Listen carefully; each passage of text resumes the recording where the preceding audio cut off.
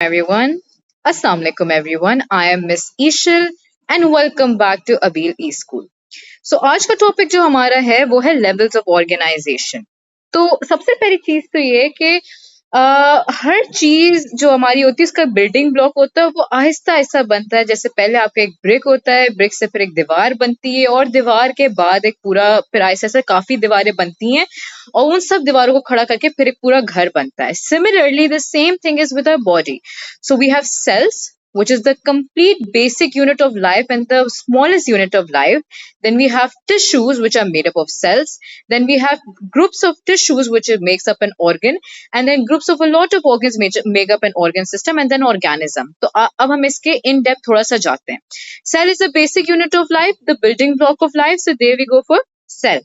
Second होता है tissue. ठीक है, टिश्यू भी दो तरीके के होते हैं, एक होता है सिंपल टिश्यू और एक होता है कॉम्प्लेक्स टिश्यू। सही है।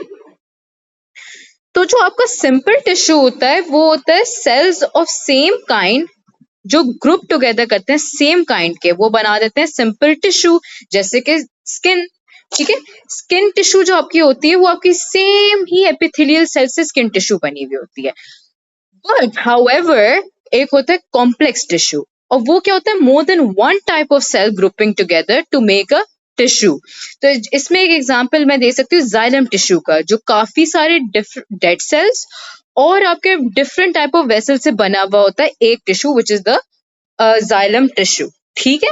Now moving on to organ. Organ क्या होता है, organ contains more than one type of tissue. तो बेसिकली अगर एग्जाम्पल लिया जाए, जो आपका स्टमक होता है, स्टमक में क्या क्या तरह की चीजें आती हैं। स्टमक में आपका ग्लैंड टिश्यू भी आ जाते हैं आपके, सही है। और apart from that muscular tissue भी आ जाता है, सही। Stomach is a muscular bag.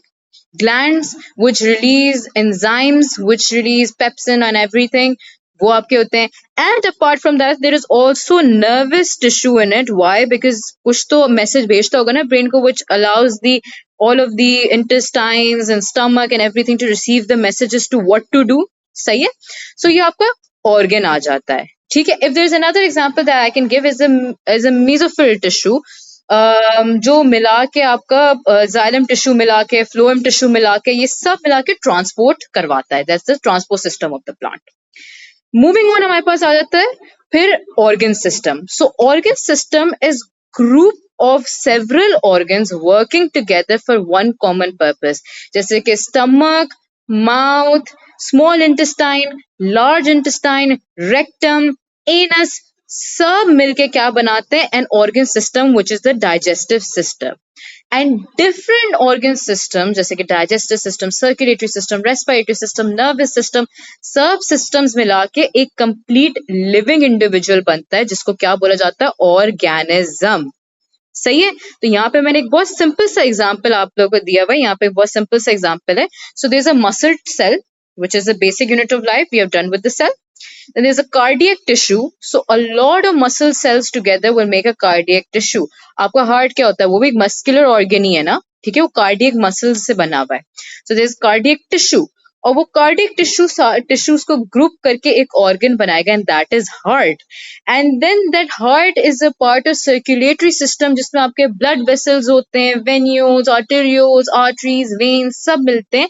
And that circulatory system is in a human, जो काफी सारे सिस्टम्स का मुजमा होता है, जैसे कि आपका nervous system, circulatory system, digestive system, respiratory system, excretory system, सब मिला के ह्यूमन organism बन जाता है।